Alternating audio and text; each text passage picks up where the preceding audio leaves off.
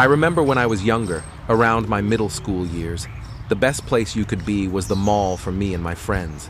That specifically would be the Mills Mall, which has changed significantly over the years. I watched as the Mills Mall opened up, became one of the best places to go in North County, St. Louis, to shuttering its doors, and it was definitely a wild ride. Well, tonight in Contact 2, the St. Louis Outlet Mall in Hazelwood is closing. The mall's owners are giving the few tenants that are left 30 days to clear out. The mall, formerly known as the St. Louis Mills Mall, it opened in 2003 and it cost an estimated $250 million. Namdar, the current owners, bought it for $4.4 million back in 2006. Speculation is that land could be sold to a local group planning to build a massive 135-acre sports complex.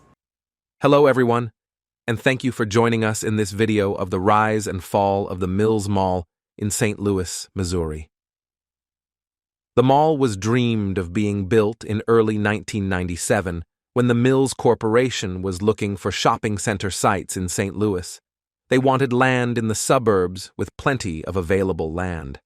Lawrence Siegel, the chairman of Mills Corporation at the time, along with Melvin Simon and Associates, were brainstorming locations across the area. Simon was committed to making the project work, after much opposition due to other malls in the area, such as the Jamestown Mall in Florissant, Northlands in Jennings, and Northwest Plaza, which was once the largest shopping center in the world. The development finally started picking up steam in May of 2000. The developers, along with leaders of Hazelwood, held multiple public meetings and moved forward with meeting with different groups to discuss the mall and explain how it would help with economic growth and tourism in not just Hazelwood, but the entire region. At this time, opponents were gathering signatures to try to hold a vote to repeal a redevelopment ordinance that would allow the Mills Corp to build the mall as part of Park 370. In October of 2002, the process to build the Mills Mall was paused due to a lawsuit started against the Army Corps of Engineers by the Missouri Coalition for the Environment. The group got the money to sue from a competing mall company, the Westfield America Trust, which owns the Mid-Rivers Mall, as well as Northwest Plaza. Westfield gave the group $57,500 to sue the Army Corp for mishandling the approval for the mall.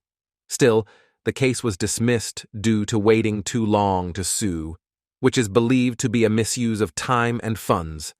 On November 13, 2003, the Mills Mall held its grand opening, bringing 1.1 million square feet of real estate. The mall had spots for 12 anchor tenants and 200 hybrid locations.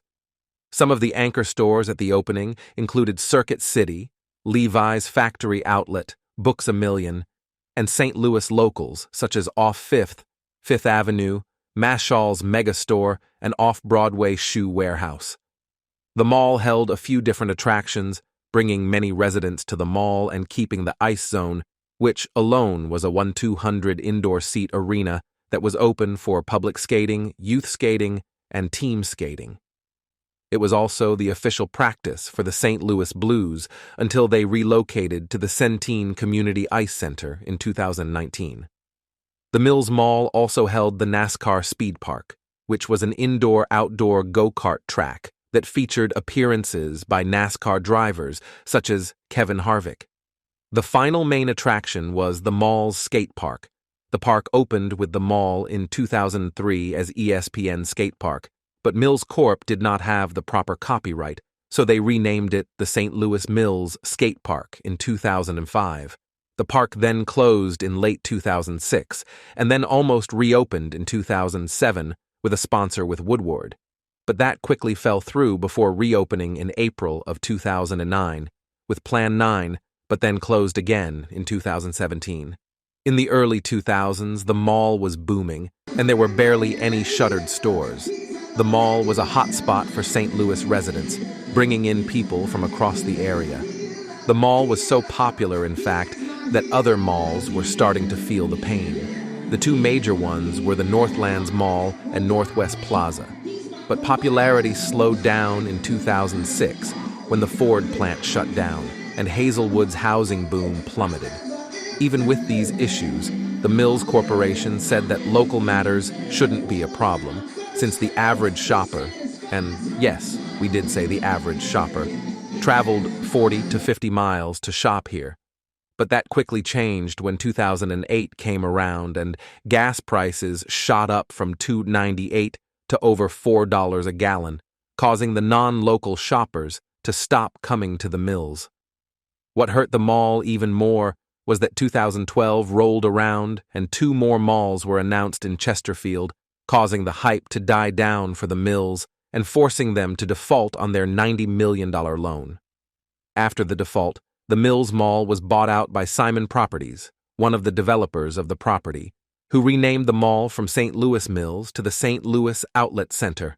The mall had a few okay years going from their default up until the Ferguson protests, where a few of the larger stores, notably Cabela's, Ross, and Burling Coat Factory, blocked off their mall entrances to reduce theft from their stores, and stealing from other internal stores skyrocketed because security was told not chase or confront shoplifters, and everyone in the area knew it. The mall kept declining from there, and the vacancy number grew, and the mall was now bleeding money. The cleanliness of the mall fell, and security was being trimmed back because they couldn't afford it until 2019 when the mall sold for $9 million. The mall was supposed to be transformed into a sports powerplex. The new owners of the mall gave the current stores 30 days to vacate, but the few stores, one being a church, sued the new owners of the mall. The church and Cabela's are still operating even until now in 2023.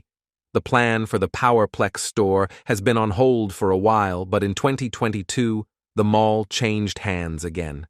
A Cleveland developer, Industrial Commercial Properties, acquired the lot aside from the Cabela's store, the Ice Zone, and a few outside stores not connected to the mall. The new developer is kickstarting the development of the Powerplex.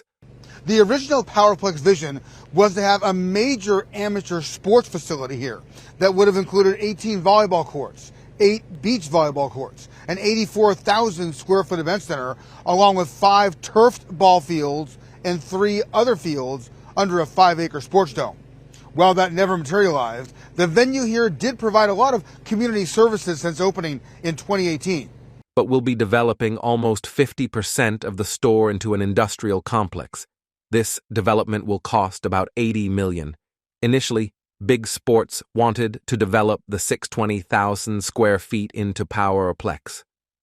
However, they were still determining what to do with the remaining 600,000 square feet. They originally planned on leaving the remaining space vacant until a future phase of development. Instead, ICP bought the property. Now, Big Sports will have a slightly smaller space to develop Powerplex, and 750,000 square feet of the mall will become Hazelwood Business Park, with plans to convert some former retail stores into industrial areas. Big Sports now says that the new design will allow all the same amenities previously planned, but will be easier for families to navigate because they will be closer together within the complex. But of course, that also failed, and on May 1st, Powerplex folded because they could not reach a long-term leasing deal with ICP, leaving the space, again, vacant. The company had a strong vision for the Powerplex. It had invested more than $2.5 million into the former mall, but more was needed to get a deal through. In October of 2023, the new industrial park signed its first tenant, a distribution company named IDI Distributors. While ICP has a history of turning malls into industrial complexes, this is a new concept for St. Louis. Still, ICP is confident they can make it work with the former Mills Mall because of its location and access to the interstate. With the first tenant signed and set to move in, ICP hopes it'll draw more businesses to the site and fill the remaining 1.1 million square feet of space. And with that, that's the history of the St. Louis Mills Mall. If you would like a video on the deep dive of the Mills Corporation, let me know, because that's a wild ride as well. but we hope the St. Louis Mills will finally have a long-term holder for the foreseeable future. If you like this video, please leave a like, comment, and share this video. Subscribe for future updates. Click on one of the videos on the screen to see what else I upload.